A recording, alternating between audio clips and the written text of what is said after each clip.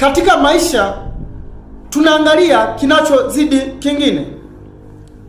Uhai ni namba moja katika maisha yetu. Sasa tunaulindaje uhai? Kuulinda uhai huu ni lazima tutendeane haki. Tukitendeana haki, tutatengeneza amani na tutakuwa tumetengeneza pia furaha. Tukumbuke kwa waliotangulia kuishi ndani ya bara hili la Afrika,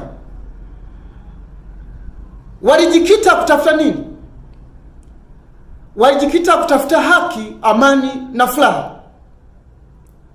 Ila kwa sababu hatuna kumbukumbu nzuri za kukumbuka kitu walichokuwa wanakipigania, na ndio maana saa nyingine tunakuwa tunataka kurubuniwa na watu.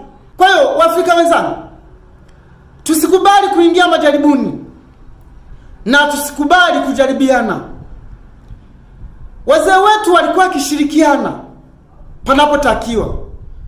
Walikuwa wakiona nyumba ya mwenzao inaungua, walikuwa wakikimbia kwa pamoja kuizima. Lakini sisi Waafrika leo hii tunataka kujifanya kama vile hatuna kumbukumbu na mambo hayo. Tuwaulize wazee wetu ambao bado wako hai, waliishije? Waliishi kwa ushirikiano huo. Kwa hiyo niwaombe ndugu zangu, tusikubali kupoteza vitu ambavyo wazee wetu walivipata kwa kumwaga damu. Tusikubali. Ushirikiano wa sisi wa Afrika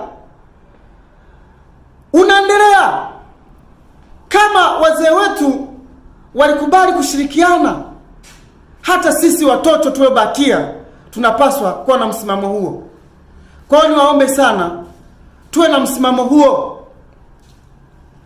Tushirikiane panapotakiwa kushirikiana, tushirikiane, tushauriane. Pale ambapo hatuelewi, tukae tujadiliane. Hapo ndipo tutakuwa tunasongesha gurudumu la bara letu la Afrika. Kwa hiyo ndugu zanguni, ni wasihi hilo.